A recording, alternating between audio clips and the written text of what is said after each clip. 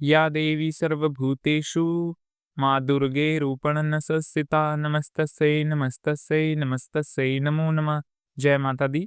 आप सभी पर माँ भगवती का आशीर्वाद सदैव बना रहे। आज नवरात्रों का 7वां दिन है और आज आप सब सुनेंगे श्री दुर्गा सप्तशती का 12वां और 13वां अध्याय। अध्याय प्रारंभ करने से पहले हम सब मिलकर माँ दुर्गा देवी का ध्यान करें। 3 नेत्रों वाली दुर्गा देवी का ध्यान करता हूँ। उनके श्री अंगों की प्रभा बिजली के समान है। वह सींग के कंधे पर बैठी हुई भयंकर प्रतीत होती हैं। हाथों में तलवार और ढाल लिए अनेक कन्याएं उनकी सेवा में खड़ी हैं। वह अपने हाथों में चक्र, गदा, तलवार, ढाल, बाण, धनुष, पाश और तजरनी मुद्रा धारण किए हुए हैं। उनका स्वरूप अग्निमुख धारण करती हैं। देवी बोली, देवताओं, जो एकाग्रचित्त होकर प्रतिदिन इस स्तुति होम में मेरा सत्वन करेगा, उसकी सारी बाधा मैं निश्चय ही दूर कर दूंगी। जो मधु कटप का नाश, महिषासुर का वध और शुंभ निशुंभ के संहार के प्रसंग का पाठ करेंगे तथा अष्टमी, चतुर्दशी और नवमी को भी एकाग्रचित्त होकर भक्ति पूर्व से मेरे उत्तम महात्मा का श्रवण करेंगे, उन्हें कोई पाप छू नहीं सकेगा। उन पर पाप जनित आपत्तियां भी नहीं आएंगी। उनके घर में कभी दरिद्रता नहीं होगी तथा उनको कभी प्रेमी जनों के विचों का कष्ट नहीं होगा। इतना ही नहीं, उनके शत्रुओं से, लुटेरों से, राजाओं से, शस्त्र से, अग्नि से तथा जल की राशि से भी कभी भय नहीं होगा। इसलिए सबको एकाग्रचित्त होकर भक्ति पूर्वक मेरे इस महात्म को सदा पढ़ना और सुनना चाहिए। ये परम कल्याण कारक है। मेरा महत्व महामारी जनित समस्त उपद्र तथा आध्यात्मिक आदि तीनों प्रकार के उत्पातों को शांत करने वाला है। मेरे जिस मंदिर में प्रतिदिन विधि पूर्वक मेरे इस महात्मा का पाठ किया जाता है, उस स्थान मैं कभी नहीं छोड़ती। वहाँ सदा ही मेरा सत्विन बना रहता है। बलिदान, पूजा, होम तथा महोत्सव के अवसरों पर मेरे इस चरित्र का पूरा पूरा पाठ और श्रवण करना चाहिए। ऐसा करने पर मनुष्य विधि को जानकर या बिना जाने भी मेरे लिए जो बलि, पूजा या होम आदि करेगा, उससे मैं बड़ी प्रसन्नता के साथ ग्रहण करूंगी। शरद का में जो वार्षिक महापूजा की जाती है, उस अवसर पर जो मेरे इस महात्मा को भक्ति पूर्वक सुनेगा, वह मनुष्य मेरे प्रसाद से सब बाधाओं से मुक्त तथा धन, धान्य और पुत्र से संपन्न होगा। इसमें तनिक भी संदेह नहीं। मेरे इस महातप, मेरे इस दुर्प्रदा दुर्भाव की सुंदर कथाएं तथा युद्ध में किए हुए मेरे प्रकर्म सुनने से मनुष्य निर्भय हो जाता है। मेरे महात्मा का श्रवण करने वाले पुरुषों के शत्रु नष्ट हो जाते हैं, उन्हें कल्याण की प्राप्ति होती है तथा उनका कुल भी आनंदित रहता है। सर्वर्थ शांति कर्म में बुरे स्वप्न दिखाई देने तथा ग्रह जनित भयंकर पीड़ा उपस्थित होने पर मेरा महात्मा श्रवण करना चाहिए।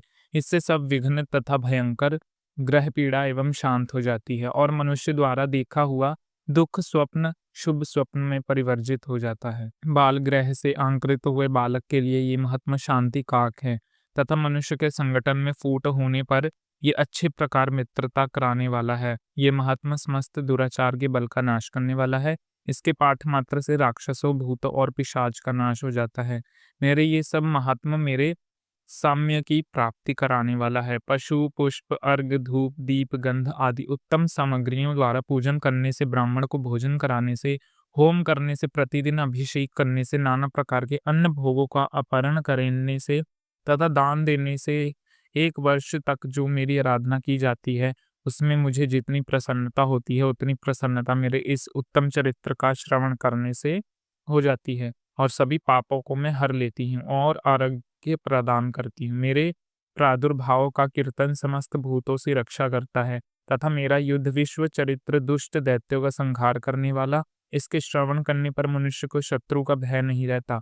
देवताओं, तुमने और ब्रह्मा ऋषियों ने जो मेरी स्तुति की तथा ब्रह्मा जी ने जो स्तुति की है, वह सभी कल्याणमयी वृद्धि प्रदान करती है। वन में सोने मार्ग या फिर दानव दल में घिरे जाने पर, निर्भय स्थान में लुटेरे के दांव में पड़ जाने पर या शत्रुओं के पकड़े जाने पर अथवा जंगल में सींग वगैरह या जंगली हाथियों के पीछे करने पर, कुपित राजा के आदेश से वध या बंधन के स्थान में ले जाए जाने पर अथवा महासागर में नाव पर बैठने के बाद भारी तूफान से नाव के डगमगाने पर और अत्यंत भयंकर युद्ध में शस्त्रों का प्रहार होने पर अथवा वेदना से पीड़ित होने पर, बहुना सभी भयानक बाधाओं की उपस्थित होने पर जो मेरे इस चरित्र का स्मरण करता है, वह मनुष्य संकट से मुक्त हो जाता है। मेरे प्रभाव से सिंह आदि हिंसक जंतु नष्ट हो जाते हैं। लुटेरे शत्रु भी मेरे चरित्र का स्मरण करने वाले पुरुष से दूर भागते हैं।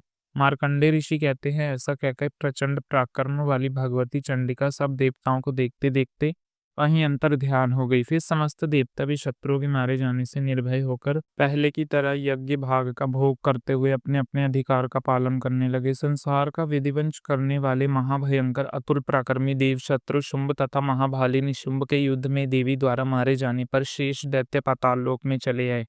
राजन, इस प्रकार भगवती अंबिका देवी नित्य नित पुनः हुई, पुनः पुनः प्रकट होकर जगत की रक्षा करती। वह ही इस विश्व को मोहित करती और वह ही इस जगत को जन्म देती हैं और वह ही प्रार्थना करने पर संतुष्ट होकर विज्ञान एवं समृद्धि प्रदान करती हैं। महाप्रलय के समय महामारी का स्वरूप धारण करने वाली वह महाकाली ही इस समस्त ब्रह्मांड में विख्यात हैं। वही समय समय पर महामारी होती हैं और वही संयम अजमा होती हैं। सृष्टि के रूप में वही प्रकट होती हैं।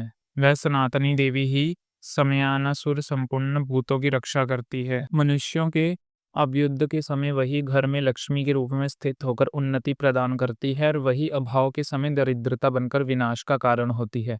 पुष्प, धूप और गंध आदि से पूजन करके उनकी स्तुति करने पर वह धन, पुत्र, धार्मिक वृद्धि तथा उत्तम गति प्रदान करती हैं। जय माता दी। इस प्रकार श्री मार्कंडेय पुराण में सावरण ममतर की कथा के अंतर्गत देवी महात्म्य में फल स्तुति नामक 12वां अध्याय परिपूर्ण हुआ। अब सुने 13वां अध्याय और श्री दुर्गा सप्तशती के 13वें अध्याय में राजा सूरत और वैश्व को देवी के वरदान का वर्णन किया गया है। अध्याय प्रारंभ करने से पहले हम सब माँ दुर्गा का ध्यान करते हैं, जो उदय काल के सूर्य मंडल की कांति धारण करने वाली हैं, जिनकी 4 भुजाएं और 3 नेत्र हैं तथा जो अपने हाथों में 5 अंकुश, वर एवं अभय की मुद्रा धारण किए रहती हैं। उन शिवा देवी का मैं ध्यान करता हूँ। मार्कंडेय ऋषि कहते हैं, हे राजन, इस प्रकार मैंने तुम्हें देवी के उत्तम महात्मा का वर्णन किया। इस जगत को धारण करती हैं, उन देवी का ऐसा ही प्रभाव है, वैसी विद्या उत्पन्न करती हैं। भगवान विष्णु की माया स्वरूपा उन भगवती के द्वारा ही तुम ये वैश्य और अनाया विवेकी जन मोहित होते हो और आगे भी मोहित होते रहोगे। राजा, तुम उन्हीं परमेश्वरी की शरण में जाओ। आराधना करने पर वह मनुष्य को भोग, स्वर्ग तथा मोक्ष प्रदान करती हैं। मार्कंडेय जी ने ये वचन सुनकर राजा सूरत ने उत्तम व्रत का पालन करने वाले उन महाभाग्यों को प्रणाम किया। वह अत्यंत ममता और राज्य अपहरण से बहुत खिन्न हो चुके थे। महामुनि इसलिए विरक्त होकर वह राजा तथा वैश्य तत्काल तपस्या को चले गए और वह जगदम्बा के दर्शन के लिए नदी के तट पर रहकर तपस्या करने लगे। वह वैश्य उत्तम देवी सूतक का जप करते हुए तपस्या में प्रवृत्त हुए। वह दोनों नदी के तट पर देवी की मिट्टी की मूर्ति बनाकर पुष्प, धूप और हवन आदि के द्वारा उनकी आराधना करने लगे। उन्हें पहले तो धीरे धीरे आहार को कम किया, फिर बिल्कुल निराहार रहकर देवी में ही मन लगाए। एकाग्रता पूर्वक उनका चिंतन आरंभ किया। वह दोनों अपने शरीर के रक्त से परीक्षित बलि देते हुए लगातार 3 वर्षों तक संयम पूर्वक आराधना करते रहे। इस पर प्रसन्न होकर जगत को धारण करने वाली चंडिका देवी ने प्रत्यक्ष दर्शन देकर कहा। देवी बोली, राजन तथा अपने कुल को आनंदित करने वाले वैश्य, तुम लोगों जिस वस्तु अभिलाषा रखते हो वह मुझसे मांगो, मैं संतुष्ट हूँ, इसलिए तुम्हें मैं वो सब कुछ दे दूंगी। मार्कंडेय जी कहते हैं, तब राजा ने दूसरे जन्म में नष्ट ना होने वाले राज्य मांगा। इस जन्म में भी शत्रुओं की सेना को बलपूर्वक नष्ट करके पुनः अपना राज प्राप्त कर लेने का वरदान मांगा। वैश्य का चित्त संसार की ओर से एवं खिन्न एवं विरक्त हो चुका था। वह बड़े बुद्धिमान थे अत्यंत। उस समय उन्होंने तो ममता और अहंकार रूप आशीमितों का नाश करने वाला ज्ञान मांगा। देवी बोली, राजन, तुम थोड़े ही दिनों में शत्रुओं को मारकर अपना राज्य प्राप्त कर लोगे।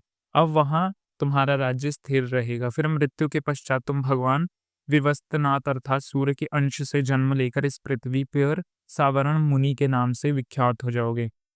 वैष्णव को मुझसे प्राप्ति की इच्छा की है, मैं इसे देती हूँ। तुम मोक्ष के लिए ज्ञान प्राप्त करते रहोगे। मार्कंडेय जी कहते हैं, इस प्रकार उन दोनों को मनवंचित वर देकर तथा उनके द्वारा भक्ति पूर्वक हो और अपनी स्तुति सुनकर देवी अंबिका तत्काल अंतर ध्यान हो गई। इस तरह वरदान पाकर ऋषियों में श्रेष्ठ सूरत सूर्य से जन्म ले सावनी नामक मुनि होंगे।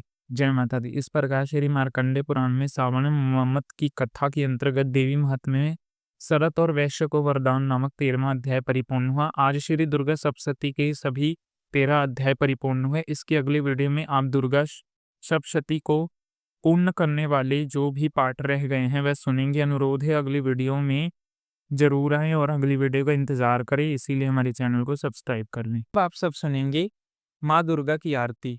ओम जय अम्बे गौरी मैया जय श्यामा गौरी। तुमको निश दिन ध्यावत, तुमको निश दिन ध्यावत, हरि ब्रह्मा शिवरी ओम जय अम्बे गौरी।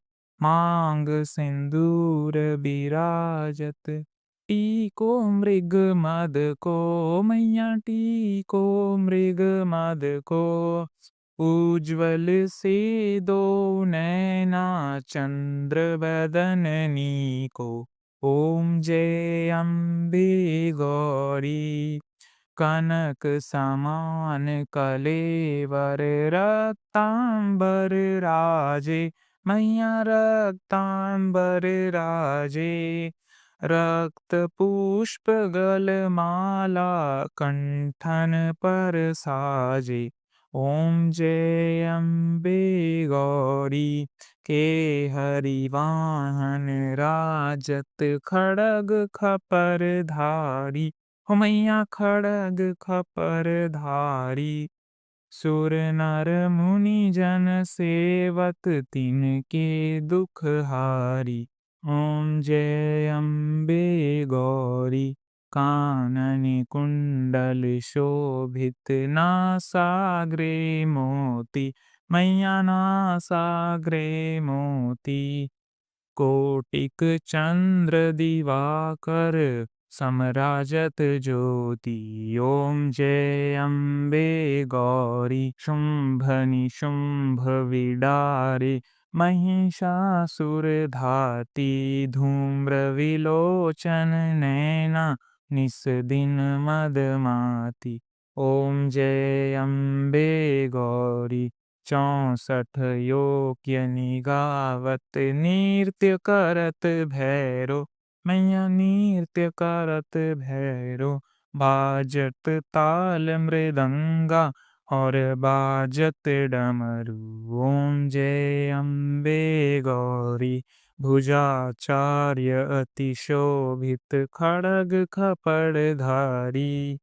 मन वांछित फल पावत, सेवत नर नारी। ओम जय अम्बे गौरी।